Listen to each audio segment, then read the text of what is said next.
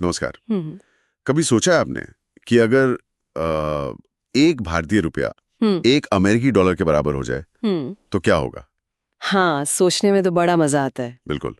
कल्पना कीजिए, न्यूयॉर्क की महंगी कॉफी हम्म सिर्फ 1 रुपए की, हम्म या शायद पिज्जा 80 रुपए का। और पेट्रोल, वो तो शायद 30 रुपए लीटर तक आ जाए। हाँ, और विदेश घूमना, वो तो एकदम मतलब जैसे पड़ोस में जा रहे हो। हाँ, ये ख्याल सुनने में तो बहुत अच्छा लगता है। हम्म।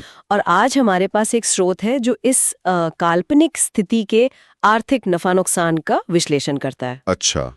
तो आज हम इसी पर बात करेंगे। हम्म। समझेंगे कि सपने के पीछे का सच क्या है, चुनौतियां क्या हैं, क्या ये वाकई अच्छा होगा या अर्थव्यवस्था के लिए एक बुरा सपना। बिल्कुल। तो चलिए पहले उन अच्छी चीजों की बात करते हैं जो फौरन दिखती हैं।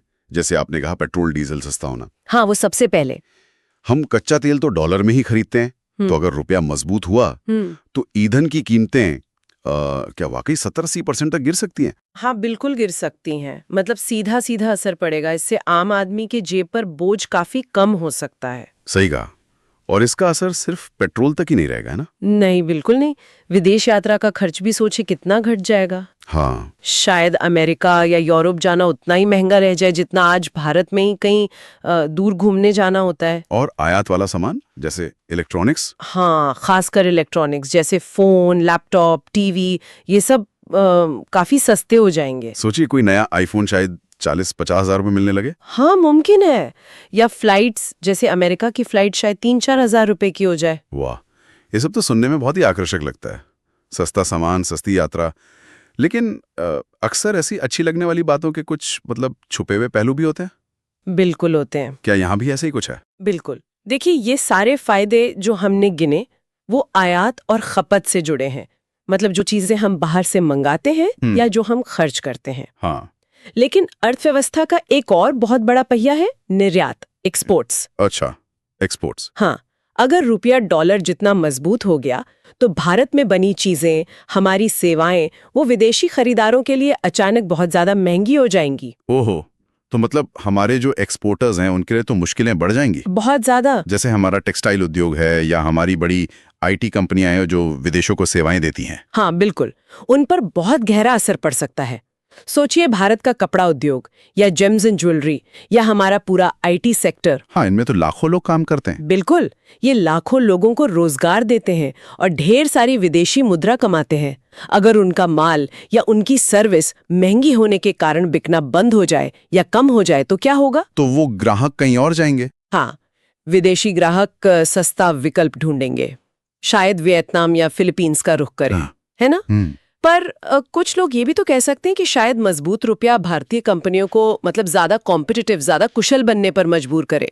देखिए, वो लंबी अवधि की बात है, शायद ऐसा हो, लेकिन फौरी तौर पर एकदम से जो असर होगा वो बहुत नकारात्मक होगा। अच्छा। जब निर्यात अचानक गिरेगा तो कंपनियों को अपना उत्पादन कम करना पड़ेगा। हाँ, डिमांड ही नहीं रहेगी। बिल्कुल। कंपनियां फिर लागत कम करने के लिए लोगों को निकाल सकती हैं, छटनी कर सकती हैं या बंद भी हो सकती हैं। इससे तो बेरोजगारी बढ़ेगी फिर। हाँ, बड़े पैमाने पर बेरोजगारी बढ़ सकती है।